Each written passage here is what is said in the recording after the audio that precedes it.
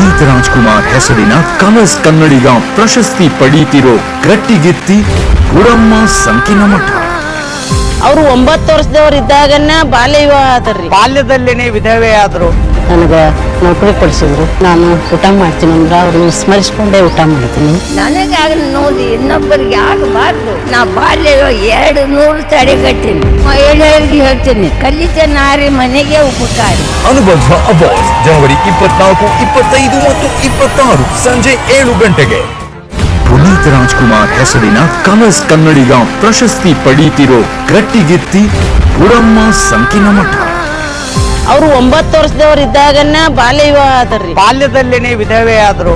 ನನಗ ನೌಕರಿ ಕೊಡಿಸಿದ್ರು. ನಾನು ಊಟ ಮಾಡ್ತೀನಿ ಅಂದ್ರೆ ಅವ್ರನ್ನ ಸ್ಮರಿಸ್ಕೊಂಡೇ ಊಟ ಮಾಡ್ತೀನಿ. ನನಗಾಗ ನೋಡಿ ಇನ್ನೊಬ್ಬರಿಗೆ ಆಗಬಾರ್ದು. ನಾ ಬಾಲ್ಯ 200 ತಡೆಗಟ್ಟಿನಿ. ಮಹಿಳೆಯರಿಗೆ ಹೇಳ್ತೀನಿ, ಕಲಿತ ನಾರಿ ಮನೆಗೆ ಉಪಕಾರಿ. ಅನುಬಂಧ ಅವಾರ್ಡ್ಸ್ ಜನವರಿ 24, 25 ಮತ್ತು 26 ಸಂಜೆ 7 ಗಂಟೆಗೆ.